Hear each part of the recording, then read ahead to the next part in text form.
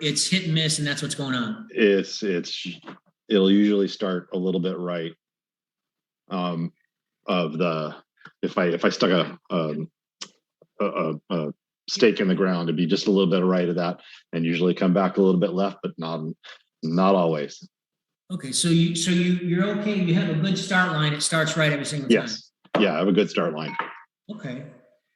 So we have a training called educating the hands, and so we have to look at what the hands do in the swing. And so you guys can do this with me. So the hands are either gonna cock and uncock. Okay, they can cock and uncock. Right. Yep. They can turn and they can roll. Yep. And they can bend and they can arch. Okay. And so you right-handed? I'm right-handed.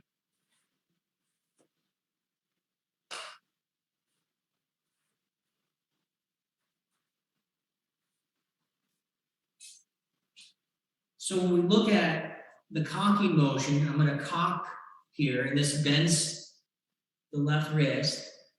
And then when I come down, if you're really good at starting the ball out to the right, what happens is your release motion, when you uncock, what happens is if it goes more to the right, your hand went from a turning motion to a rolling motion, but it rolled to an angled hinge versus a horizontal. So what happens, you're gonna have to train making sure that you get your hand back to square.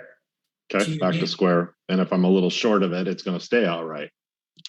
Say that again? So yeah, get it back to square, because if I'm a little short of square, it's gonna start right and stay right. Right. And so a couple drills you can do is you can grab an impact bag and you can get and do it slow motion to start and come down and just right there. And now I can look here and I can bring the club up and I can take the hand off there. And if I put my hand up here, I can see that is. That's square. Right. It's not vertical. It's not angled. It's horizontal. It's horizontal. So square. So I work on that because I see so many people get really good at getting the ball started out there. But when you look at their impact, it's not square yet. Right. And so that's something you'll have to train.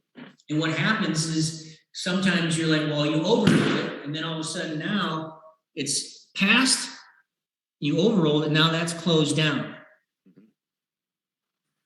So when it comes to educating the hands, you got to educate the cocking motion. And then what we do is if I turn this back, I can roll it through to square, just like that. That hand speed, I've trained it enough that where I'm not going to do that and let my forearm overtake. My elbow is leading, and I just fire right there to make sure that's square. And so really good impact is a flat left wrist and a bent right. If you look at the golfing machine, Homer Kelly, that's what he said, flat left wrist, bent right, here we are. Yeah, yep. And I got pretty good there with my distance wedges and the beginning of my finesse wedges. I got pretty good with it, and I need to transition that to my longer clubs. And I think that'll make a big difference. Yeah, and a couple things, you just make sure that you have a really solid backswing. And so a solid backswing meaning my takeaway is here.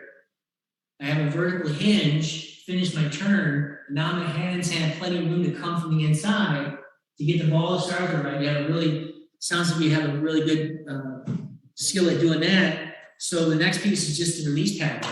The release pattern. And what I do is with the club, you see so many people on the tee box waiting for their turn and they're doing this.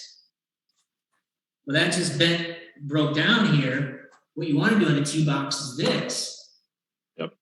Yep.